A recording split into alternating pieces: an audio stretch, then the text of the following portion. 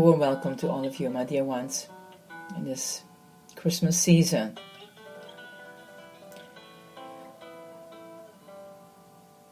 This is your Pastor Yari.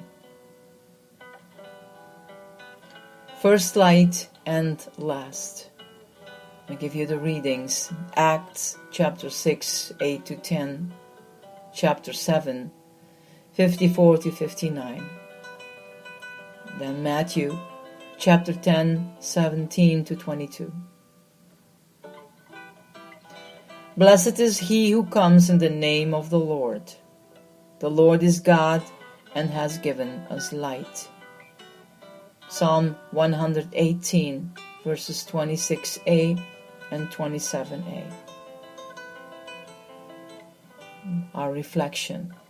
The first word of creation was,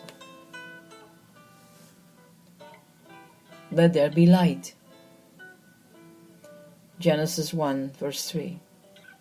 John's Gospel, which we heard on Christmas Day, amplifies, "In the beginning was the Word, and the Word was God.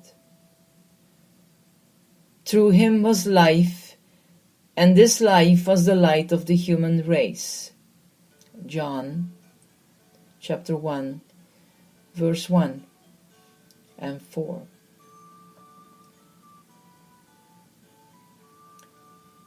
Many a Christmas card translates this good news into the picture of a darkened stable, bathed in light from the child in the manger. The sight invites us to linger and pray, but only for a while. No one can stay long at the crib. The shepherds adored and went back to their flocks. The Magi worshipped and traveled home to the east. The Holy Family, violently uprooted by an angel in the night, fled to Egypt and never returned to Bethlehem. And we have to go too. In fact, we have to leave sooner than we think.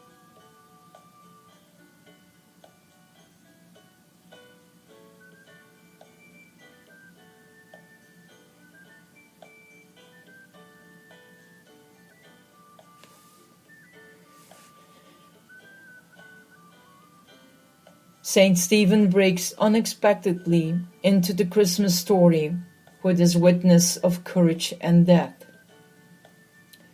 But as he was dying under a volley of stones, he looked up and saw Jesus bathed in the glory of God. The fiery cloud in which God appeared throughout the biblical story. And so, Stephen tells us that the light is not only the first word of creation story, but also the last. And therefore, like the shepherds and the Magi, we have to get up from our Christmas worship and travel forward. But we do not leave the light.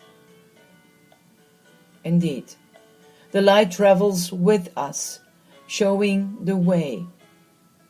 And Jesus tells us, "Whoever follows me will not walk in darkness, but will have the light of life." John 8, verse 12. And that light is available to us every day in the scriptures. "Your word is a lamp for my feet, a light for my path." Psalm 119, verse 105. And Jesus, the light of the world, is the final word that will be spoken at the path's ending. No matter how dark the road may sometimes seem, as it must have for Stephen's companions in faith. All we have to do is open our eyes and look to see that the light we thought we had left behind in Bethlehem is still shining all around us. Meditation. Look into the dark corners of your life and pray to see the light.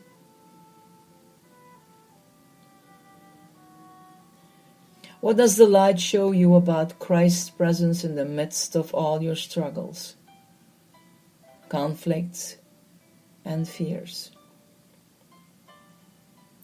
Prayer. O Jesus Christ, light of the world, born for us in Bethlehem, and our guide and companion ever since. Strengthen our faith to recognize and follow you wherever you lead us, trusting that you will be with us to the end and beyond.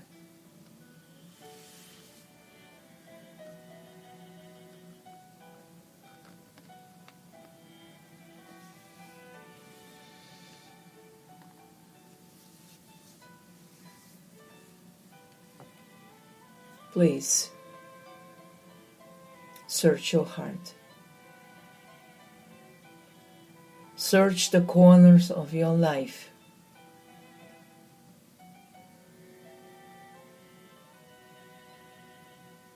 And maybe for once that light of Christ's light was so strong in your life. Maybe it's fade. But my beautiful people, it's not gone. That's the promise. I am the light of the world. Oh, give it them all. Surrender it all to Him that gives fade, gives even some darkness. Give it all to Him. And let the bright light of Christ shine again strongly in your life. To be strong in Him.